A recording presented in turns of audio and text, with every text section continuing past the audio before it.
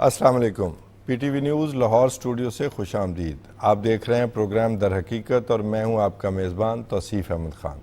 2-3 मौज़ूआत हैं, उन पर जल्दी जल्दी हम नज़र डालते हैं। पहला तो मौजू यही है कि पीटीआई के अंदरूनी इख्तलाफात जो हैं वो अब चौक चौराहों में आ गए हैं। आपने देखा कि भी जो उनके उमर अयूब साहब हैं उन पर उनके पीटीआई के कारकुनों ने तशद्दुद किया, फिर उन्होंने अपने ओहदे से रिज़ाइन कर दिया, फिर आज वापस ले लिया। और फिर ये भी सुनने में आ रहा है कि भाई पीटीआई के जो पार्लिमानी ग्रुप है उसमें भी कोई ग्रुप बंदी है, वहाँ पर कोई किस लोगों का ग्रुप बनना जा रहा है। ये किस तरह के मामलात हैं, ये किस तरह की सियासत है, या वो जिस तरह की एजिटेशन की सियासत थी उसकी वजह से लोगों ने किनारा करना शुरू कर दिया है कि ज़ाहिर है ये जो पॉलिटिक्स है, जो लोग मुंतखब होके आते हैं तो उन्हें पता होता है कि हमने अपनी आवाम के लिए जाकर कोई काम करके दिखाना है, उनके सामने जवाबदेह होना है। ये क्या मामला क्या है कि ये अंदरूनी जो इक़्तिदार की लड़ाई, लीडरी की लड़ाई है कि भाई मैं पहले, उस पर हम आज बातचीत करेंगे। दूसरा एक बैनुल-अक़वामी मौजू है कि अमरीकी सदारती इलेक्शन के पहले मरहले का जो मुबाहिसा है, एक मौजूदा सदर और एक साबका सदर, तारीख़ में पहली दफ़ा वो उन्होंने इस मुबाहिसे में हिस्सा लिया। कैसी कारकर्दगी रही दोनों की, और उसमें फिर हमारा वही पर्सपेक्टिव जो करारदाद भी उन्होंने पास की है जी पाकिस्तानी इंतखाबात पर, ख़ुद कैसे इंतखाबात करवाते हैं और किस तरह के उनके मामलात हैं और किस तरह एक दूसरे को बच्चा भी करार दिया और बचगाना फेल भी करार दिया, इस पर बातचीत करेंगे। ज़ाहिर है अमरीकी जो इलेक्शन है, अमरीका सुपर पावर है, वहाँ पर कोई भी सदर मुंतखब होने जाता है या उनका इलेक्शन प्रोसेस शुरू होता है तो दुनिया पर उसके असरात होते हैं, ये एक रियलिटी है। तो वैसे भी हमारे प्रोग्राम का फॉर्मेट भी है कि हम इंटरनेशनल जो मौजू हैं उनको अपना मौजू गुफ्तगू बनाते हैं। एक तो ये हो गया। तीसरा फिर ये कि रूस और चीन के बढ़ते हुए तल्लुकात, ज़्यादा दोस्ती, ज़्यादा उनके मुश्तरका मफादात, और उसमें एक इंडिया भी है जो किसी के कहने पर चीन के साथ अपनी दुश्मनी बनाने पर तुला हुआ है, बजाय इसके कि भाई ताल्लुकात ठीक करे, हमसाया मुल्क भी है। तो रूस के साथ जो मामला है कि रूस पर बहुत ज़्यादा डिपेंडेंस रही है इंडिया की, तो रूस और चीन एक दो दोस्त हैं जिनमें से एक का इंडिया दोस्त है और एक का दुश्मन बना हुआ है। ये मामला कैसे चलेगा और ये जो बढ़ते हुए ताल्लुकात हैं इसमें इंडिया कैसे सरवाइव कर पाएगा, और किस तरह उनका मीडिया या उनकी जो सियासी लीडरशिप है इसको कैसे देख रही है, और आगे आने वाले वक्तों में जो मसाइल उन्हें दरपेश हैं उस पर किस तरह बात हो रही है, इस पर हम भी बात करेंगे। इन तीनों मौज़ूआत पर हम बातचीत के लिए आज हमने खालिद फारूकी साहब को तकलीफ़ दी है, सीनियर सहाफ़ी हैं, तजियाकार हैं। Welcome to the show sir. जी शुक्रिया, बहुत शुक्रिया। पीटीआई आपकी मुल्क की तो सियासी जमात है ना जी। हाँ, जो तो लेकिन ये क्या है, आप देखते हैं कभी अजीब टग ऑफ वार रहती है। अभी वो उमर अयूब साहब पर कल को तशद्दुद की भी कोशिश हुई कोई, और वो ये जो तशद्दुद होता है, ये जो नारेबाजी, और उन्हें वहाँ से निकलना पड़ा। कहा जाता है, आप मुझसे ज़्यादा तजर्बाकार हैं, कि ये इशारों पर होता है। ये कारकुन ऐसे भेजे भी जाते हैं कि फ़लाँ को ज़रा डस्ट डाउन कर दें। ये ऐसा, देखिए आप बिल्कुल सही कह रहे हैं। मैंने कहा आपकी पीटीआई, तो आप घबरा से गए, मुझे आम पाकिस्तानी लगे।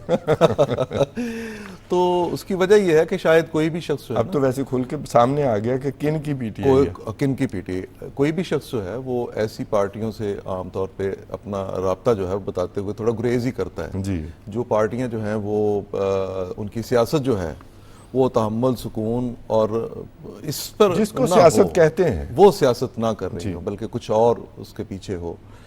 तो बहरहाल जो इस वक्त पीटीआई का अपना जो बहरान एक शुरू हो गया है, ये पार्लियामेंट के अंदर भी है, पार्लियामेंट से बाहर भी है। ये पीटीआई की उस लीडरशिप में जो पार्टी की लीडरशिप जेन्युइन पहले थी, शुरू दिन से जो थी, उसके अंदर भी है। नए आने वालों के साथ भी हो गई, नजरियाती जो थे वो भी हो गई। फिर पार्टी की लीडरशिप का बहरान शुरू हो गया उन वकला के साथ जो कि पार्टी में आए और उसके बाद पार्टी एक तरह से उनके हवाले कर दी। जी बिल्कुल। फिर वो कारकुन जो कि तमाम इस स्ट्रगल में जो पीटीआई की थी उसमें साथ रहे, लेकिन फिर उनको छोड़ दिया गया। और ऐसे कोई एक नहीं, बेशुमार ऐसे लोग हैं जो कि ये गिला और शिकवा करते हैं कि हमें साथ रखा गया, उसके बाद हमें छोड़ दिया गया। अच्छा फारूकी साहब, अगर मैं गलत नहीं कह रहा तो माशाल्लाह आपको 40 साल सहाफत का तजर्बा है, ऐसे ही है? मैं इसमें आपकी उम्र नहीं गिन रहा। नहीं, आप प्लीज।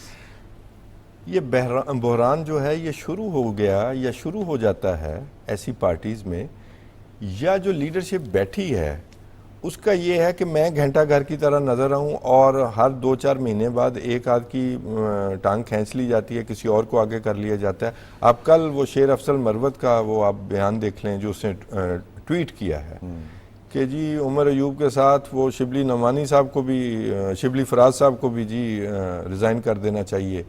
और वो आप भी देखें ना, वो ये अभी तो ये क्या मामला है? कोई ये जो आप इशारेबाजी बात भी कही, होती देखिए है? ना, ये हर पाकिस्तानी इसी तरह की बातों को सोच भी रहा है। इस्तीफे भी आते हैं, पार्टी छोड़ी भी जाती है। शेर अफजल मरवत को कभी एक जगह पे रखा जाता है, फिर उनको फारिग कर दिया जाता है। एक प्रोग्राम में झगड़ा करता है और उसको लीडर बना दिया जाता है। लीडर बना दिया जाता है। फिर इसके अलावा देखिए, फिर उनके साथ ये हुआ कि जो उनके साथ वादा किया गया कि आपको अपोजिशन लीडर बनाया जाएगा, पब्लिक अकाउंट्स कमेटी में आपको बनाया जाएगा, फिर वो वादे भी पूरे न हुए। ये बेसिकली ये हुआ कि उनमें से जो भी शख्स उसके सामने देखे ना, 2-3 चीजें सामने रखी जाती हैं।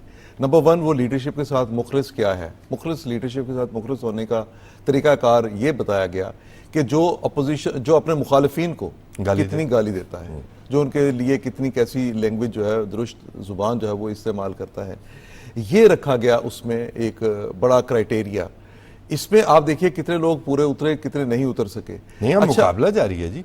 शेर अफजल मरवत साहब आगे आए, फिर अली अमीन गंडापुर साहब की जुबान उनकी, और अब वो सनाउल्लाह मस्ती खेल भी, वो भी देखिए ना। और वो जो लैंग्वेज उस रुकने असेंबली ने ऐवान में इस्तेमाल की, और मैं हैरान इस बात पे हूँ कि उस पे पीटीआई के बाज लोग जो हैं उसको कह रहे हैं देखे कैसा बहादुर आदमी है। वो जनाब खुद कह रहा है एक्स पे, वो खुद कह रहे हैं कि क्या मेरे चाहने वाले लोगों, क्या मैंने ये सब ठीक किया। और वो उस पर कई बेशुमार लोग उसकी तारीफ भी कर रहे हैं ना, जो पीटीआई से मुतल्लिका लोग हैं। लेकिन सवाल ये है कि क्या इस तरह की लीडरशिप पाकिस्तान को चाहिए? क्या ये लीडरशिप जो है, आप सेकंड ग्रेड की लीडरशिप में भी ऐसे लोगों को लेके आएंगे तो फिर क्या डिलीवर क्या करेंगे? अच्छा, ये जो बात है ना, अभी तो वो डिलीवर करना उनकी अलग बात है। ये जो लोग आए, कभी एक, कभी दूसरा, कभी तीसरा, उनमें से भी पहले उनके मुकाबले करवाए गए। तो वो मुकाबले करवा के, मुकाबले यही है ना कि आप में से कौन किस तरह कैसे वो डिलीवर कैसे करता है, कैसे बोलता है। वो जो लोग सामने आए, उसके बाद फिर देखिए, फिर ये हुआ कि उनमें से जो पॉपुलर थोड़ा सा हुआ, उसको गिराने की कोशिश कैसे की गई, उसको गिराया गया, उसको बाकायदा तौर पे कट टू साइज उसे किया गया। ये एक मकसद ये रहा है, तरीकाकार एक रहा है। उसी तरीकाकार के मुताबिक हम जो देख रहे हैं, इस वक्त जो देख रहे हैं, वो जो गौहर अयूब साहब वाला कल का वाकया बता रहे हैं, वो तो देखिए उमर अयूब वाला, तो वो तो हमने किसी एक ने एक जगह पे तो नहीं देखा, वो तो पूरी दुनिया ने देखा कि किस तरह बाज लोगों ने से उन्हें घेरा, किस तरह उन लोगों ने उन्हें धक्के दिए। मैं यही पूछा था, ये जानबूझ के भी तो लोग भेजे जाते हैं? ये जो लोग बिल्कुल ऐसे ही, बिल्कुल देखिए, ये जो लोग जब भेजे जाते हैं तो इसके पीछे मैसेज एक कन्वे किया जाता है ना। जो मैसेज दिया गया, ये मैसेज ये अपनी लीडरशिप की तरफ से अपने ही लोगों के साथ एक मैसेज जो है, ये बड़ा खौफनाक है। मैं नहीं समझता कि ये ऐसा होना चाहिए, लेकिन अब हम ये देख रहे हैं कि ऐसा सुनने में ही आता है कि मुबैना तौर पर ये हम कह सकते हैं कि ये ऐसा किया जा रहा है और जानबूझकर किया जा रहा है।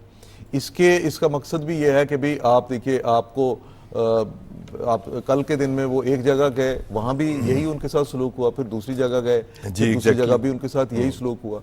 सो ये मेरा ख्याल है कि ये एक कोई पसंदीदा तरीकाकार तो नहीं है, लेकिन ये तरीका रुकेगा नहीं। अब आप कह रहे हैं कि भाई आप उनसे लोगों से ये कहलवा रहे हैं कि लीडर जेल में है और आप बाहर हैं। हाँ जी, लोग अब देखिए ना, जो बाहर हैं लोग, क्या वो भी सारे जेल में चले जाएं? अच्छा, क्या वो सारे क्या कर सकते हैं जब आप खुद ही बाहर आने के लिए तैयार नहीं हैं, जब आप बात करने के लिए तैयार नहीं हैं, जब आप अपने इश्यूज को रिजॉल्व करने के लिए पॉलिटिकल वे में तैयार नहीं हैं, तो फिर इसका नतीजा क्या निकल सकता है? अब आपको गवर्नमेंट ने, प्राइम मिनिस्टर ने जैसे पेशकश की, मुज़ाकरात की, तो आज तक मुझे ये बताइए कि जब आपका दौर था, यानी जब इनका दौर था, तो उस वक्त ये हुकूमत में होते हुए मुज़ाकरात पर यकीन नहीं रखते थे। अब ये अपोजिशन में है तो तब भी मुज़ाकरात पर यकीन नहीं रखते।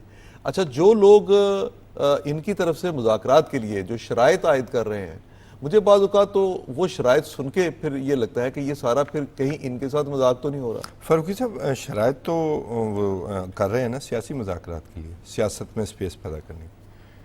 जो बानी चेयरमैन हैं उन पर मुकदमे बड़े सीरियस नौइयत के हैं, चाहे वो उनके साथ जैसे भी मामला हो, लेकिन बहरहाल मुकदमात हैं। इन मुकदमात से अवॉइड करने के लिए उन्होंने बाकायदा बलवा भी किया। सही है, ठीक है। ये 9 मई से पहले भी बलवा हुआ, बिल्कुल सही है। ठीक है, फिर 9 मई भी किया कि जी, और फिर उससे अगले दिन आपने सुना कि मुझे अगर गिरफ्तार करेंगे तो ऐसे ही होगा। कहलवाया भी लोगों कहलवाया से, भी, दूसरे लोगों से भी कहलवाया। कहलवाया। इमरान वो क्या कहते हैं जी, वो रेड लाइन है हमारी, और पता नहीं क्या कुछ कहा।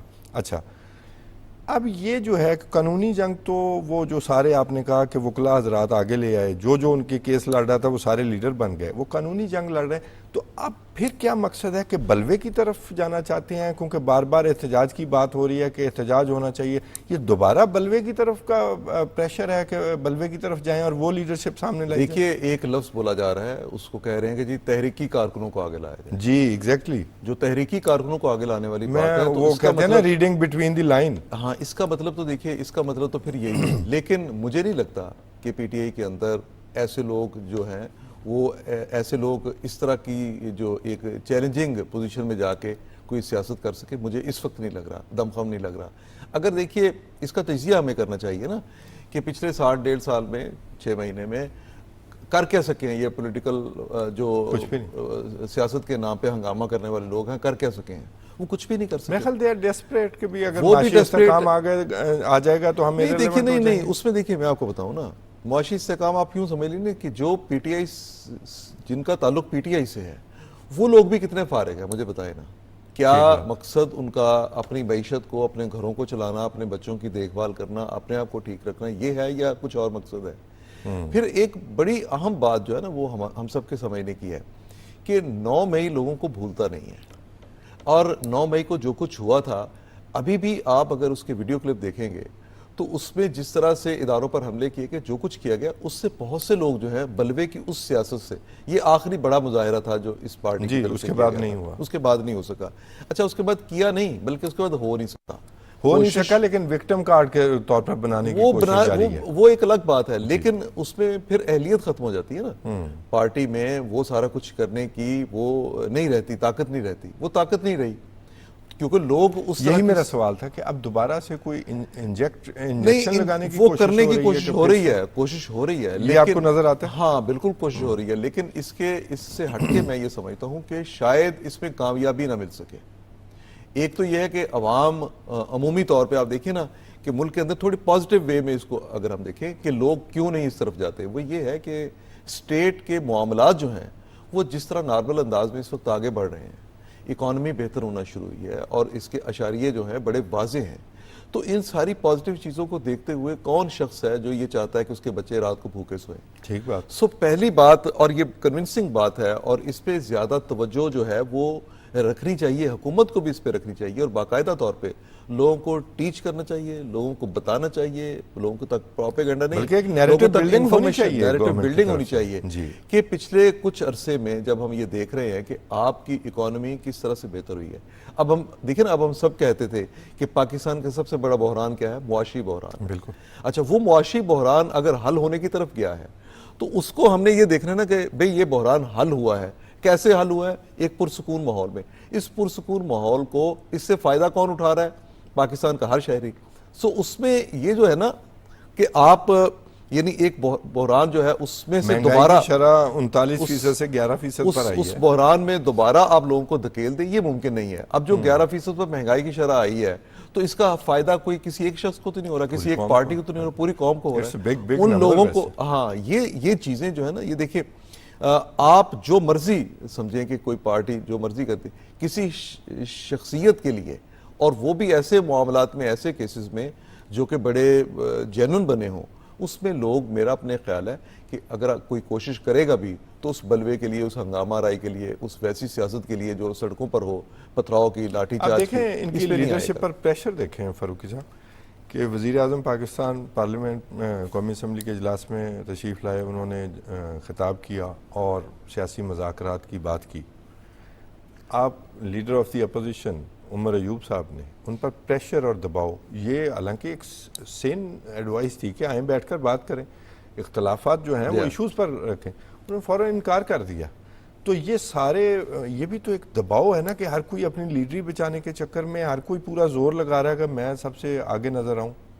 ये ऐसे ही है ना। देखिए मैंने आपको बताया ना कि ये कुछ लोग जो हैं उन लोगों को फिर लीडरी का भी शौक होता है। जो वकला हजरात बहुत मोअज़्ज़ज़ पेशा है पाकिस्तान मतलब दुनिया भर में, इससे ये जो इंतहाई बावकार जो एक प्रोफेशन है, हमारा तो मुल्क ही एक लॉयर ने बनाया जी। बिल्कुल।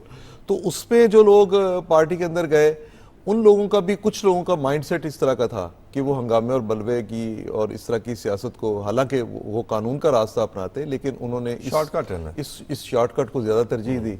अच्छा, उन लोगों ने अपने एक रास्ता बना लिया।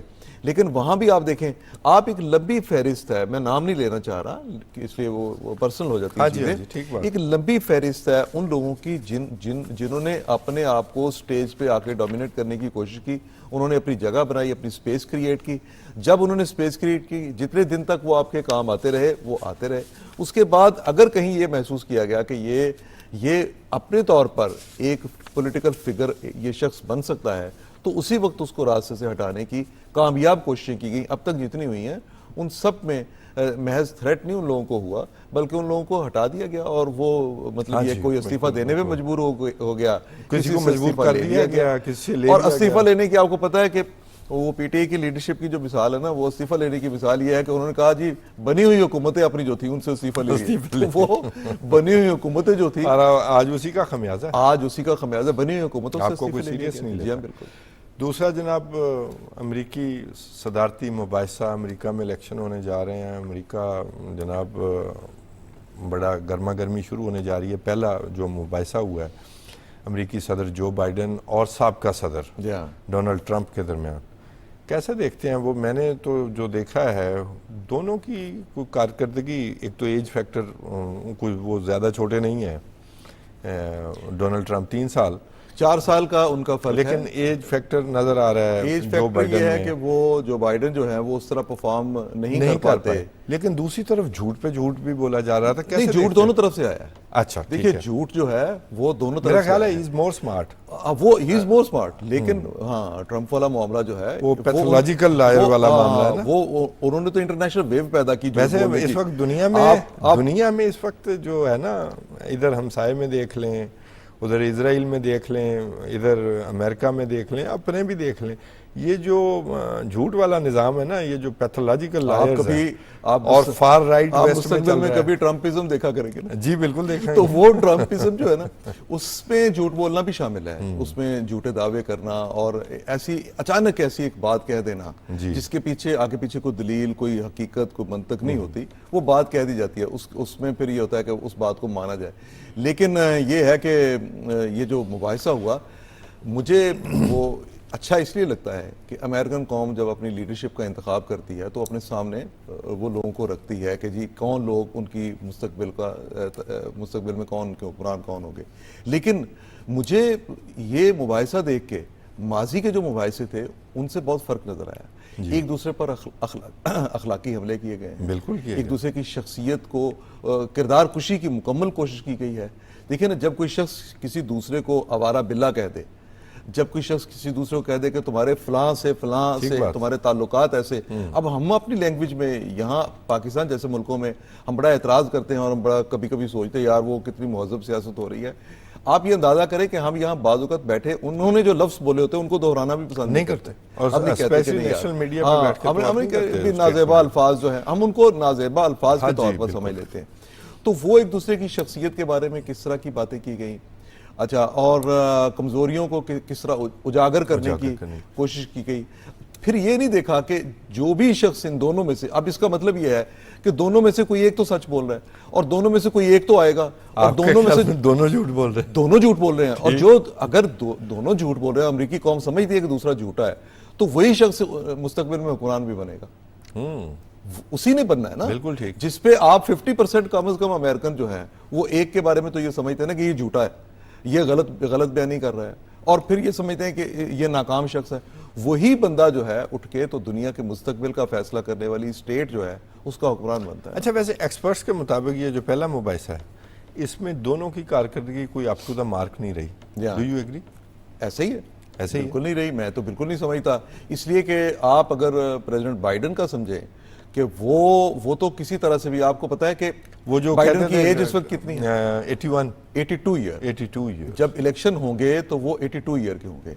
जब ये इलेक्शन की मुद्दत अपनी 4 साल की पूरी 86 करेंगे तो के 86 के होंगे। वो जिद कर 82 बैठे ईयर हैं, में आप लाड ये याद कर बैठे। रखें, 82 ईयर में अमेरिका में किसी भी शहरी के बारे में कहा जाता है कि उसकी मौत की जो एक मुमकिना जो है ना टाइम, वो कितनी शरह हो जाती है, 6.77। 6.77 यानी वो दूसरे लोगों की निस्बत ज्यादा हो जाता है। इसी तरह 83 ईयर में जाके और 84 में जाके और हो जाता है। इतने 5 छोटे तो 6 वो में ट्रम्प भी नहीं है। नहीं, वो 4 साल का फर्क है सभी के लिए, ये सबके लिए उनका चार्ट है। लेकिन ये है कि वो ये जो एक है ना कि भाई उसके यानी अल्लाह ताला सबको जिंदगी दे, लेकिन ये है कि क्योंकि उनका अपना मेडिकल चार्ट ये कहता है ना कि जिससे जैसे एज बढ़ती है तो 86 ईयर की एज तक जाके तो वो कहते हैं कि सदारत में बाकायदा जिंदा रहने की जो टाइमिंग है वो भी बहुत कम रह जाती है। साहब एज के मसाइल तो नजर आ रहे हैं।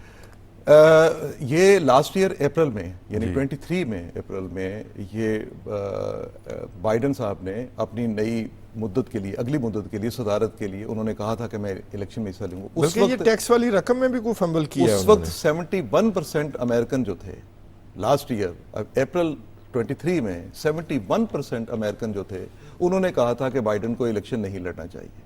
ठीक। और 50% अमेरिकन जो थे उन्होंने कहा था कि जो डेमोक्रेटिक पार्टी से जिनका ताल्लुक था उन्होंने कहा था इलेक्शन नहीं लड़ना चाहिए। अच्छा, सो ये है वहां पे जो उसकी जो लेकिन इसके बावजूद डेमोक्रेट्स ने इन्हें ही क्यों आगे किया? नहीं, अभी देखिए, अभी मुझे तो शक ये पड़ रहा है कि जो अगला मुबाहिसा अभी होगा जो अगस्त में होना है, अमेरिका में एक जो बड़ी स्ट्रांग ओपिनियन सामने आई है वो ये है कि हो सकता है कि डेमोक्रेटिक पार्टी जो है अपना कैंडिडेट ही तब्दील कर दे। ये पॉसिबल रह गया अब? बिल्कुल पॉसिबल, अमेरिका में ये पॉसिबल है ना। उनके इलेक्शन सिस्टम में ये पॉसिबल है। कोई फाइनल वो तो पहले से जो उनके वो आते हैं वो लेकिन हाँ ये ठीक है उनके ये, लेकिन ये मामूल मुतफिका तौर पर हो चुके हैं। ये मामूल नहीं है। हाँ जी। पर ये कहा जा रहा है कि जो परफॉर्मेंस उन्होंने कल के दिन में, रात की जो डिबेट थी उसमें देखी, उसके बाद ये कहा जा रहा है कि ये मुमकिन है कि कैंडिडेट तब्दील हो जाए। अब कैंडिडेट तब्दील करने के लिए उनके पास वाइस प्रेसिडेंट जो उनकी हैं वही है, पर वाइस प्रेसिडेंट जो है उनकी उसकी बजाय शायद अगर उनकी पॉपुलैरिटी होती तो पार्टी उन्हें ही अपना कैंडिडेट बनाती।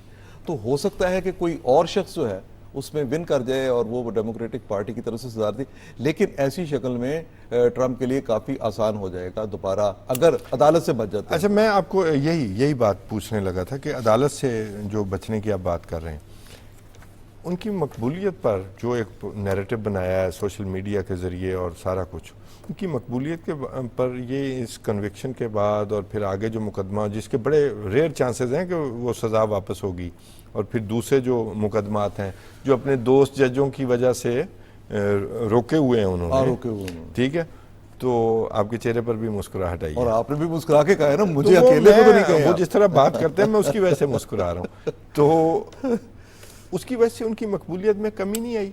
बाज लोग ये कह रहे हैं कि मकबूलियत में कमी आई है, लेकिन आगे जो बाइडेन है इस वजह से वो नजर नहीं आ रही। नहीं, मकबूलियत में तो उनकी कमी देखिए ना, कई एक चीजें हैं जिनकी वजह से उनकी मकबूलियत कम हुई।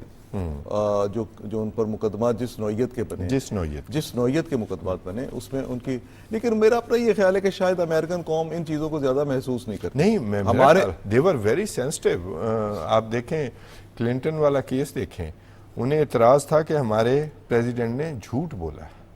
नहीं, अभी देखिए ना, मैं आपको बताऊं ना, एक बंदे और यहाँ तो कदम कदम पर झूठ, वो यहाँ पे कदम कदम पे झूठ बोला, लेकिन वक्त नहीं बदला। मैंने ये कहा कि जैसे उस पार्टी को ही दोबारा भी उन्होंने, मतलब ये कि बहसीत प्रेसिडेंट क्लिंटन को उस तरह लोगों ने निगेट नहीं किया था, बल्कि ये था कि उनके कैरेक्टर को उस पे उन्होंने अफसोस का इजहार किया। पर मैं ये समझ रहा हूँ कि अमेरिका में अगर ऐसे शख्स को आज भी अगर 49% 48% सपोर्ट भी हासिल है, तो मैं तो नहीं समझता कि दुनिया के किसी भी दूसरे मुल्क में ऐसा कोई शख्स जिस पर ये इल्जामात हों तो उसको लेकिन आप दुनिया में ट्रेंड नहीं देख रहे कि फार राइट किस्म के लोग जो हैं वेस्ट में भी, जैसे फ्रांस में भी वो जो है ये फार राइट किस्म के लोग जो हैं वो आगे आ रहे हैं? कोई नई चेंज सी भी नहीं, ये चेंज तो देखिए ना, चेंज तो ये 8-10 साल पहले से शुरू हो गई थी। जी। ट्रंप का जो पहला टेन्योर था उस वक्त से ही शुरू हो गई थी दुनिया भर में। ये अब यूरोप में, जर्मनी में, फ्रांस में अब जो इलेक्शन हुए उसमें आ गई।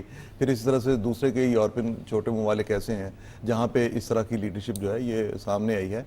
इसी तरह से जैसे मुझे अब शक है कि इजराइल जो कि पहले ही एक फार राइट सियासत है वहां पे होती, अब मजीद अब वो मजीद एक्सट्रीम फार राइट हाँ, उसको कहा जा सकता है। वो खुद भी फार राइट है, अब वो एक्सट्रीम फार राइट के हाथों में खेल रहा है। हाँ, वो उसके हाथों में खेल रहा है, और जो अब वहां पे लीडरशिप आएगी वो एक्सट्रीम फार राइट की होगी, ऐसे ही लग रहा है। ये यहाँ पे जो देखिए ना। अच्छा, ये मैं इसराइल का आपने जिक्र किया तो जनाब उन्होंने तो बड़ा तौहीन अमीज़, वो डोनाल्ड ट्रंप ने, ये तो एक दूसरे की रेस लगी हुई है, कहाँ $26 अरब भी दिए हैं अमेरिका ने अब इसराइल को फ़लस्तीनियों की नस्लकुशी के लिए। उसने कहा जी ये एक तरह के फ़लस्तीनी बना हुआ है, और वो देखिए ना, उसने कहा ये फ़लस्तीनी बना हुआ है। इसके बाद क्या होने जा रहा है? अभी कोई कमी रह गई है फ़लस्तीनियों के साथ? देखिए इसराइल जो अभी आपका तीसरा मौजूद उसमें शुरू हो जाना है, अमेरिका की दो पॉलिसी जो मेजर पॉलिसीज हैं उसमें दोनों पार्टियां, ये पूरी अमेरिकन नेशन जो है वो एक तरह से चलती है। एक उन्होंने पहले जैसे सर्द जंग में रशिया के खिलाफ उन्होंने पूरा कई दहाइयां गुजार दी, इसी तरह से उनका टारगेट अब इस वक्त चाइना है कि चाइना कट टू साइज करना है, चाइना को किस तरह से डोनाल्ड ट्रंप रशिया की दरियाफ्त भी कहे जाते हैं। हाँ, दरियाफ्त भी कहे जाते हैं, लेकिन यह है कि जो चाइना के बारे में उनकी पॉलिसी और दूसरी पॉलिसी उनकी है इजराइल के बारे में, वहां पे दोनों पार्टियों में से हर शख्स जो है वो नंबर अपने बढ़ाने की कोशिश करता है कि भाई मैंने, अब उसने कहा जी मैंने इसराइल जो है हम उसके साथ, बाइडन ने कहा कि हम इसराइल के साथ किस तरह से खड़े रहे, उसने कहा नहीं तुमने तो इसराइल का साथ नहीं दिया, तुम तो फिलिस्तीनी बन गए। मुकाबला इस बात का अच्छा, और लेकिन ये भी फिर साथ कहा तुम फिलिस्तीनी बने, तुम बुरे फिलिस्तीनी बने। एक तो तौहीन अमेज अल्फाज ये फिलिस्तीनी अवाम के लिए हैं, मेरा ख्याल है कि उनको, लेकिन अमेरिकी अवाम बाहर एहतजाज कर रही थी ऐसे अल्फाज से, हाँ ऐसे अल्फाज से इन लोगों को मेरा ख्याल है कि उनको गुरेज करना चाहिए, नहीं बोलने चाहिए आप, क्योंकि ये मुल्क वो है जहाँ की लीडरशिप बड़ी सेंसिटिव अपने आप को साबित करती है। कल हमने जो प्रोग्राम किया उसमें मैंने कल कहा था कि अमेरिका का ना बड़ा कॉम्प्लेक्स सिस्टम है।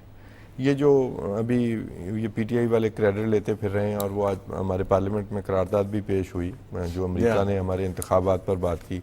अपने इंतखाबात पर हर दफ़ा इस रिगिंग की बात आती है, तो ये खुश ना हो कि पीटीआई की शायद लॉबिंग से हो गया या इंडियन लॉबी ने साथ काम किया। उनकी डीप स्टेट का इंटरेस्ट है, हमारे वज़ीर आज़म चाइना से हो के आए थे, बिल्कुल बिल्कुल, तो ये प्रेशर आना था, किसी ना किसी सूरत आना था, वरना इस तरह वोटिंग होना कमाल नहीं हो गया। सबको समझ आती है कि असल मसला क्या है। 368 वोट ले जाएं, हाँ जी, और आप, मैंने बताया ना कि दो उनकी पॉलिसीज जो हैं, एक इसराइल के हवाले से, एक चाइना के हवाले से, और चाइना को जब भी उन्होंने रोकना है तो उनके सबसे जो चाइना की जो दोस्ती जिन मुल्कों से है उसमें हम सब दुनिया सारी जानती है कि उसमें पाकिस्तान सर फहरिस्त है, और दोनों की वो जो मिसाल के तौर पे अल्फाज अब हर शख्स की जुबान पर ही होते हैं कि हम आलिया से बुलंद है जी, तो वो ऐसी दोस्ती जो है उसको उन्होंने, और फिर जो फ्लैगशिप हमें मैसेज कन्वे किया गया है, मैसेज कन्वे किया गया, और आर्मी चीफ ने और प्राइम मिनिस्टर ने मिलकर ये दौरा किया जी, और उसमें देखिए हर सूरत में अमेरिका ये चाहता है, हर सूरत में ये चाहता है इस रास्ते से सबवर्ट हो जाए कि उन्होंने CPEC फेज 2 को रोकना है, यही बात। अब CPEC फेज 2 को रोकने के लिए पॉलिटिकल लीडरशिप वो तमाम जिसको वो उसकी मुखालफत में ला सकते हैं, उस सारे को एक जगह पे हम इकट्ठा होते देख रहे हैं। हालांकि ये वही कांग्रेस है जो इसराइल के लिए, फलस्तीनियों को मारने के लिए, उनके इंसानी हकूक नज़रअंदाज करने के लिए इस्तेमाल होती है, हम जानते हैं इसकी औकात। सर, दूसरा अमेरिका के सदारती इंतखाब के साथ ईरान का जिक्र ना हो तो ये भी नहीं अच्छा लगता है। ईरान में भी तो सदारती इंतखाब हो रहे हैं ना। हाँ जी, वो तो उसका जो सदारती इंतखाब वहाँ कितने उम्मीदवार रह गए हैं, कैसा? 4 उम्मीदवार शायद वहाँ पे रह गए। वहाँ भी कहते हैं कि अल्ट्रा कंजर्वेटिव जो हैं 2 उम्मीदवार वापस हो गए हैं। नहीं, ईरान के इंतखाबात में देखिए, ईरान के क्या सिस्टम होता है हमारे नाज़रीन के लिए, थोड़ा मेरे अपने ख्याल के मुताबिक हम कुछ नहीं ये कह सकते कि कैसी शख्सियत वहाँ पे आती है, कहा यह जाता है कि, लेकिन ईरान में आप देखिए चल रही है एक जो उनका पोलिट ब्यूरो है, जो उनकी एक शूरा की जो ऊपर बैठे लोग हैं उनकी पॉलिसी चलती है, वो पास करते हैं कि ये काम हमने ये पॉलिसी के तौर पे ये करना है। सो मैं नहीं समझता कि वहां पे आप शख्सी हुक्मरानी देख सकते हैं। ये जो होते हैं ना कि किसी जगह पे इंतहा पसंद किसी का, या राइट का या फार राइट का या किसी लिबरल का इस तरह से आना, लेकिन वहां पे ईरान में यही उनकी अब खूबी भी बन गई है कि उनके इज्तिमाई फैसले होते हैं, जिसको आप अगर समझें कि यानी जब इस्लामी नुक्ता नज़र से जब देखा जाता है जो हुक्मरानी का तरीक़ाकार है उसमें शूराई निज़ाम है, तो वो एक तरह की उनकी जो शूरा है बड़ी पावरफुल है। ठीक। सो वहाँ पे ये लेबल लगाना कि ये कोई इंतहा पसंद आया या ये फार राइट का है या राइट का है या लिबरल है, ये मेरे ख्याल में इतना आसान लेकिन इसके नहीं बावजूद स्क्रीनिंग तो होती है। स्क्रीनिंग सब होती लोग है। तो जैसे देखिए ना, सदारती इलेक्शन में हिस्सा नहीं ले सकते। जो उनके मरहूम प्रेसिडेंट थे, रईसी जो थे, उनके बारे में भी यही कहा जाता था। और इसी तरह से देखिए 2-3 प्रेसिडेंट जो माजी के थे उनके बारे में ये नहीं था। एक साबका सदर भी अभी रेस में है, अहमदीनेजाद नहीं, वो रेस से निकल गए, वो रेस से निकल गए, वो रेस से निकल गए। जहाँ तक मैंने उसमें लास्ट उनकी इन्फॉर्मेशन, लेकिन वो नहीं थे, वो उसमें से इलेक्शन की जो रेस थी उसमें नहीं थे।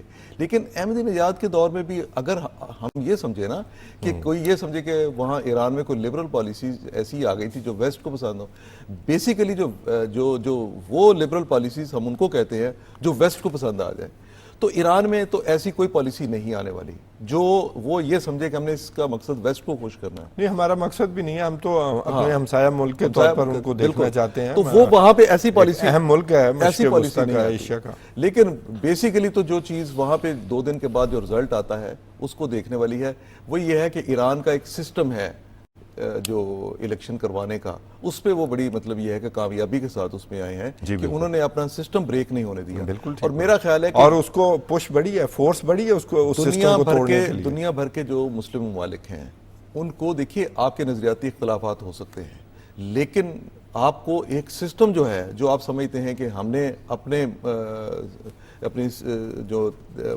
जो अकदार हैं, वैल्यूज है, उसके मुताबिक रह के कोई सिस्टम अगर लेना है, तो मेरे ख्याल में आपको ईरान का सिस्टम उस पर बड़ी सपोर्ट करता है। सर, एक तो आज हमने फारूकी साहब डिस्कस कर लिया ना, ब्रदर हमसाया मुल्क, एक सुपर पावर जिसको चीन से बड़े मसाइल हैं और चीन की वजह से हम पर भी दबाव डालना चाहते हैं। एक और भी हमारा हमसाया मुल्क है, वो जो है अब रूस और चीन के ताल्लुकात जो हैं वो पहले से भी ज़्यादा हैं, वो बढ़ चुके हैं। अब इंडिया के ताल्लुकात जो हैं वो रूस के साथ, आपको याद होगा कभी वो बड़े डिपेंडेंस बढ़ी थी। आज भी 36% जो उनकी वेपनरी है वो रशिया से आती है। अच्छा, तो दो दोस्त ममालिक, दोनों का निज़ाम भी एक तरह सियासी तौर पर भी आपको पता है, रशिया जो है वो सपोर्ट करता रहा है चीन के निज़ाम को। पहले रशिया लीड करता था, अब चीन लीड कर रहा है। इकोनॉमिकली वो बड़ा हो गया, उसकी जो मईशत है जो 17 कुछ ट्रिलियन डॉलर, 240 बिलियन डॉलर, वो तो है ना, उनकी ट्रेड है। जो इनकी वेल्थ की मैं बात कर रहा हूँ। और लेकिन उनकी आबादी तकरीबन 1.5 अरब के करीब है, और ये 2 पॉइंट समथिंग ट्रिलियन डॉलर्स की मईशत है। अब इंडिया जो है वो अमेरिका की वो जो एक प्रॉक्सी बनने के चक्कर में, अब ये 2 दोस्त मुल्कों में एक का वो दुश्मन है, एक का दोस्त है। ऐसे ही है। 1962 की जंग का भी अब वो जिक्र करने लग गए हैं कि जी उस वक्त जो है वो रशिया जो है वो गैर जानबदार रहा जो चीन के साथ जंग हुई। फिर क्यूबा की वार में भी रशिया ने चाइना को साथ रखा, और अब भी जो 90% जो माइक्रो इलेक्ट्रॉनिक्स की चीज़ें हैं दुनिया ने पाबंदियां लगाई हुई हैं, वो रशिया चाइना से ले रहा है। 70% मशीनरी टूल भी इस वक्त जो जंग के लिए वो भी चीन से आ रहे हैं। तो किस तरह देख रहे हैं, इंडिया अपने आप को मसाइल में घिरा नहीं देख रहा? नहीं, देखिए, जो पिछली 1 दिहाई में एशिया की सियासत और एशिया और यूरोप की सियासत में बुनियादी तब्दीली जो आई है, और इस रीजन में जो बहुत बड़ी तब्दीली आई है, ये एक ब्लॉक जिसका हम जिक्र करते थे वो बनना ही बनना था। ये ब्लॉक जो है, पहली बात तो ये है कि ये रशिया और चाइना, ये 2 मुल्क, इसमें दोनों की एक पार्टनरशिप बनी, और ये बड़ी मजबूत पार्टनरशिप है। जैसा आपने कहा कि पहले किसी टाइम पे रशिया सीनियर होता था, अब चाइना सीनियर है, और रशिया का जो नंबर 1 ट्रेड पार्टनर है वो चाइना है। बिल्कुल। अच्छा, वो जैसे आपने जिक्र किया कि 240 बिलियन डॉलर की ट्रेड है। इसके साथ साथ, और लेकिन अभी चाइना के सामने उसका नंबर जो है 6ठा है। ठीक, जो रशिया का नंबर है वो 6ठा है। अच्छा, अब ये जो इनकी जो दोनों मुल्कों के ताल्लुकात हैं वो किसी एक फील्ड में बेहतर नहीं हुए, महज ट्रेड में नहीं बेहतर हुए। अभी जो यूरोप ने और अमेरिका ने मिलके रशिया को जिस तरह धचका देने की कोशिश की, जो उस पर पाबंदियां लगाई, और अभी लेटेस्ट जो पाबंदियां उनकी लगी हैं, लेकिन उनकी इकोनॉमी ऊपर गई, सबसे तबाहकुन इनको अमेरिका समझता है कि पाबंदियां हमने लगा दी हैं यूक्रेन के इशू पे आके, इसके बावजूद जो उनकी इकोनॉमी है वो बेहतर हुई है। आप ये देखिए ना कि रूबल में इनकी जो होती थी, जो ट्रेड इनकी होती थी, ये 5% थी, 5 to 7% थी आज से 4 साल पहले, और अब ये 20-25% हो गया। ऐसे ही अच्छा, जैसे जैसे ये और युआन में रूबल और युआन में और उनकी जैसे ट्रेड हो जैसे रही है। ये बढ़ती है, इसके नतीजे में कुछ और ममालिक भी शरीक हो सकते हैं। मिसाल के तौर पे उसमें फ्रांस आ सकता है, इससे पहले तवक्को थी कि उसमें इटली आ सकता था। अच्छा, जब सीपैक और one belt one road project का जब उन्होंने इनिशिएटिव लिया था तो उसमें यूरोप के बेशुमार ममालिक थे और इवन उसमें यूके भी था। अच्छा, अब ये मुल्क कुछ उसमें से पीछे हटे अमेरिकन प्रेशर की वजह से, लेकिन ये अमेरिकन प्रेशर जहां उसने चाइना की इकोनॉमी को मुतासर करने की कोशिश की वो नहीं कर सका। रशिया की इकोनॉमी को मुतासर करने की कोशिश की वो नहीं कर सकी, बल्कि वो पहले से उसको ज्यादा वो जो गैस का वो जो सैंक्शंस लगी तो वो चाइना अब बहुत बड़ा खरीदार है। चाइना खरीदार लेकिन है। उसमें एक इंटरेस्टिंग बात है फारूकी साहब, पहले नंबर पर चाइना उस गैस के लिए, और वहाँ पर इतने बिलियन, $95 बिलियन की चाइना की इन्वेस्टमेंट है। अब ये बड़ा इंटरेस्टिंग है जो इंडियंस डिस्कस कर रहे हैं, और उसमें $65 बिलियन की ट्रेड है जी इंडिया की। सही, ठीक है, दूसरे नंबर पर इंडिया दूसरा खरीदार भी है उस गैस का। लेकिन वो ये कहते हैं कि हम तो ट्रेड कर रहे हैं, खरीदारी कर रहे हैं, चाइना तो स्टेक होल्डर बनता जा रहा है रशिया में। चाइना ने $95 बिलियन जो है वो इन्वेस्ट किया है उसके एनर्जी सेक्टर में, और 48 बिलियन जो है वो उसमें, और उसने दूसरी सरमायाकारी की हुई है जो उसकी दूसरी सनतें हैं। तो वो तो स्टेक होल्डर बनने जा रहा है, बन चुका है। तो इंडिया तो कहीं कंपटीशन में ही नहीं है। और कल को अगर चीन का और जो इंडिया का मामला है उसमें रशिया कैसे इंडिया के साथ खड़ा हो सकता है। और 2020 में भी वो कहते हैं कि भी जब उनका मामला हुआ था बॉर्डर पर जो स्क्रिमेशेस हुई थी, तो वो वहाँ भी देखते हैं कि भी वहाँ पर भी रशिया गैर जानबदार रहा और उसने साथ नहीं दिया। 1971 की पाकिस्तान इंडिया जंग में वो कहते हैं कि ये इसलिए रशिया इंडिया के साथ था क्योंकि उस वक्त पाकिस्तान अमेरिकी कैंप में था। नहीं, उसमें देखिए बुनियादी तौर पे इस वक्त जो इन तीनों मुल्कों को अगर आप देखेंगे ना, तो चाइना और रशिया एक दूसरे के मजबूत पार्टनर आपको नजर आएंगे और एक दूसरे पे ट्रस्ट भी करते नजर आएंगे। और आपको पता है कि चाइना ने रशिया की वजह से अपने ऊपर सारी अब कई पाबंदियां लगी हैं, जो जैसे अभी रशिया पे लेटेस्ट पाबंदियां 140 सैंक्शंस हैं तो हाँ, तो इसी तरह चाइना पे भी पाबंदियां आई, उनके मुख्तलिफ फर्मों में पाबंदियां आई, मुख्तलिफ अफराद पे पाबंदियां जो हैं वो लगाई, और चाइना ने उसके जवाब में उन पर पाबंदियां लगा दी। जो इंडिया के साथ रशिया के ताल्लुकात हैं वो उस तरह के वैसे नहीं रह गए जो माजी के थे। ठीक बात, क्योंकि इंडिया ने उधर फ्लर्ट करने की कोशिश की, फ्लर्ट करने की कोशिश की। देखिए वो गेम प्रॉक्सी बनने की इंडिया जो है वो प्रॉक्सी बनने की कोशिश भी कर रहा है, और इंडिया इस रीजन में जो कोशिश हो रही थी दुनिया में बैलेंस ऑफ पावर की, उसको डिस्टर्ब भी कर रहा है। बैलेंस ऑफ पावर कैसे आ सकता था? मिसाल के तौर पे एक टाइम पे जब सिर्फ अमेरिका के पास पूरी दुनिया के मामलात आ गए, हमने वो 15 साल 20 साल का अरसा वो भी तो देखा है ना कि सोवियत यूनियन के इन्हदाम के बाद फिर यूनिपोलर होगी वर्ल्ड। अच्छा, अब उसमें दोबारा से वो यूनिपोलर से वो तो आप चीजें हट गई हैं, आप ये ना समझे अब यूनिपोलर नहीं है, अब मल्टीपोलर है। और आप देखें ना कि जो इसकी सबसे बड़ा सबूत यह है कि अमेरिका अपनी तमाम तर कोशिशों के बावजूद, सच्ची या झूठी कोशिशों के बावजूद, मिडिल ईस्ट में पीस लाने में नाकाम हुआ है। बिल्कुल, और इवन उसकी बात उसका इत्तेहादी इसराइल नहीं मान रहा। बिल्कुल, अच्छा, और उसकी कॉस्ट पे बाकी इत्तेहादी ममालिक इसी तरह से अमेरिका यूक्रेन रूस तनाज़ा जो था, यूनिपोलर होने का मतलब यह था कि आप तनाज़ात को भी हल कराएं। बिल्कुल, लेकिन यूक्रेन रूस तनाज़ा हल कराने की बजाय अमेरिका ने उस तनाज़े को बढ़ाया, पार्ट ऑफ द प्रॉब्लम हो गए। अच्छा, अब उस तनाज़े को कम करने के लिए, अब उस तनाज़े को हटाने के लिए, अगर आप जो लेटेस्ट डेवलपमेंट जस्ट एक दिन पहले की है वो सदर शी का अपना प्रोजेक्ट, जी बिल्कुल, उसमें वो उस एफर्ट में है कि वो इस तनाज़े को कम करने की, इसकी शिद्दत को कम करने की और उनको मुज़ाकरात की टेबल पे लाने की। अच्छा, ये जब रूस और चीन और इंडिया की जो स्क्रिमिशेस हुई तो इस पर भी इंडियंस ने बुरा मनाया कि जी रूस ने चीन और इंडिया को बिठाकर तस्फिया कराने की कोशिश की। उनका ये मुतालबा अजीब लाडलापन है, वो ये कहते हैं कि जी ये हमारा साथ देना चाहिए था। हालांकि मेरे ख्याल रशिया ने नहीं, देखिए मैं आपको बताऊं ना, मामलात इस साथ देने से बहुत आगे निकल गए हैं। वो पाकिस्तान के हवाले से जो एक तल्ख हमारा एक रहा है ना 71 वाला जो मामला है कि जो इन दोनों मुल्कों का, रशिया का और इंडिया का जो दिफाई मुआहदा हुआ, जिसके बाद इंदिरा गांधी ने मशरकी पाकिस्तान पर हमला करने का फैसला किया था, वो एक अलग से एक तल्ख हकीकत है। लेकिन यह है कि जो जो चाइना और रशिया के ताल्लुकात हैं उसमें भारत अभी एक छोटा पार्टनर बन गया। उसकी हैसियत है या वो पार्टनर नहीं, मैं ये कह रहा हूं कि वो उसकी हैसियत वो नहीं रही कि जो उन दोनों के बराबर हो। भारत में क्योंकि दोगली सियासत की कोशिश की जा रही है, वो ये है कि आप अमेरिका से वेपन खरीदो और आप ये वेस्ट को भी ये इस बात का पता होना चाहिए कि वो भारत जो आज उनसे वेपन खरीद के न्यूक्लियर टेक्नोलॉजी लेके और जदीद टेक्नोलॉजी लेके वो कोई महज खित्ते के मुल्कों के लिए खतरा नहीं बनेगा, वो एक इंटरनेशनल थ्रेट बन जाएगा, मॉन्स्टर बन जाएगा। मॉन्स्टर बन जाएगा। वो इंटरनेशनल थ्रेट जब बन जाएगा तो उसका मतलब फिर ये होगा कि आपने खुद से एक ऐसे मुल्क को ताकत दी जिसके अंदर ना तो सिविलाइजेशन उसकी हुक्मरानों में, कंट्री की मैं आवाम की बात नहीं कर रहा, उसके हुक्मरानों में सिविलाइजेशन वो है ही नहीं।